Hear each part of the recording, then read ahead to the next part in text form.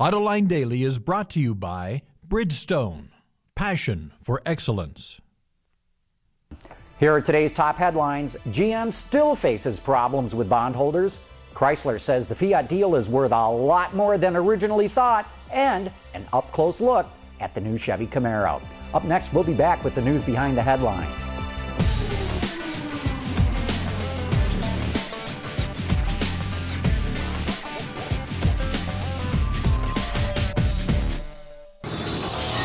This is Autoline Daily for Tuesday, March 17, 2009, St. Patrick's Day. And now the news. Reuters reports that GM bondholders have presented the company with a plan to restructure its debt. And they say this is the best deal GM can hope for. Meanwhile, Stephen Ratner with the Presidential Task Force is quoted by the Detroit Free Press as saying that bondholders are being quite difficult and that the UAW is being quite constructive. But bondholders are objecting to the payouts GM is paying to UAW workers. Every day we get closer to that March 31st deadline, but now Stephen Ratner says he doesn't want to see a bankruptcy and is talking about extending that deadline. Chrysler CEO Bob Nardelli said yesterday that it's possible the deal with Fiat is worth up to $10 billion. According to Reuters, the value in the deal comes from synergies in purchasing, engineering, and sharing technology. Nardelli also said the deal could help preserve 5,000 manufacturing jobs in North America, with Chrysler building Fiats in its current plants. Mazda will equip a urea system to the CX7 that will be introduced later in the year, the first Japanese OEM to do so. The system was designed exclusively for the European market and is compliant with Euro 5 emission regulations. It will be combined with Mazda's 2.2 turbo diesel. Mazda's system is smaller than most, which will allow it to equip it in a passenger car in the future. Yesterday, Chevy let the media test drive the brand new Camaro. Driving impressions are embargoed till Friday, so I can't tell you what it was like behind the wheel, but I can tell you this. The base Camaro gets a 304 horsepower, 3.6-liter V6 engine. It features direct fuel injection and delivers an impressive 29 miles per gallon on the highway. Yet, it'll go 0 to 60 in only 6.5 seconds. That's better than the base 1969 Camaro got with a V8. On the new Camaro, V8-powered SS models have either 400 horsepower with an automatic transmission or 420 with a manual. GM's using 6 speeds across the board. The starting price for this brand new pony car is about $23,000, while V8 models sticker right around $31,000.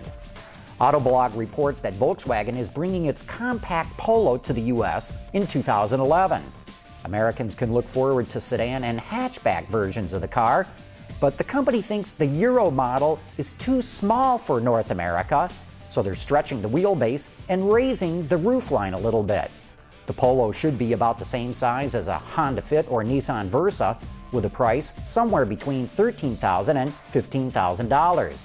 Expect it to be powered by a 1.2-liter 4-cylinder engine, but you know, if only VW would offer a diesel version in the States, it would probably crush the Prius in insight and fuel economy. Yeah, crush them! Coming up next, a look at the new technology from Visteon. We'll be back right after this.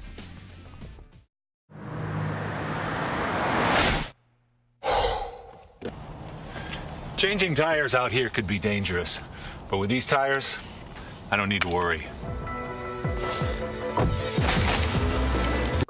Bridgestone. Automakers love finding ways to reduce cost, especially if it doesn't come at the expense of quality.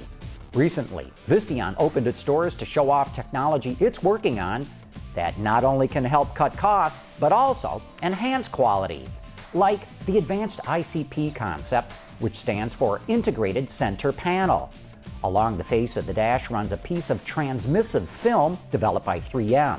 It can hide displays like turn signals or video, which only light up when the driver wants them to or whenever necessary. The film can also be used to display decorative designs. This gives the dash a clean, sleek look that designers love because there's no gaps or cut lines.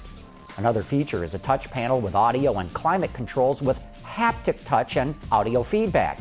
Haptics refer to the feedback you get when you touch something. Proximity sensors light up the controls when a hand is placed near them.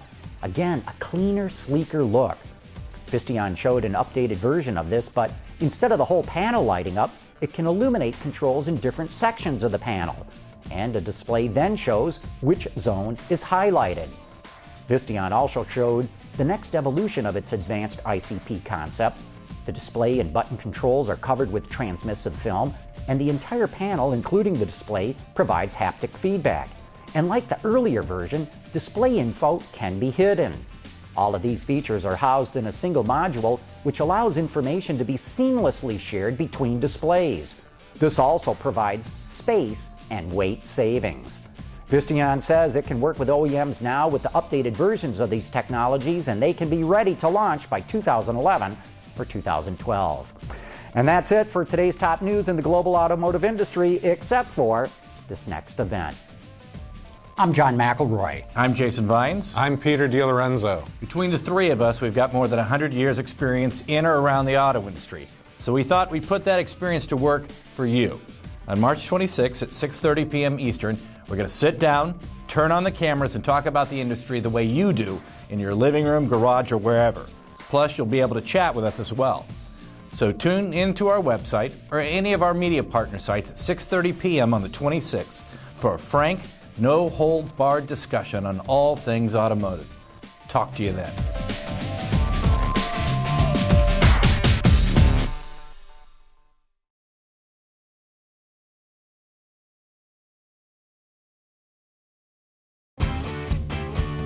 Visit our website for even more great content all week long. Autoline Extra, John's Journal, podcasts, and even more. So click over and get the inside view at AutolineDetroit.tv.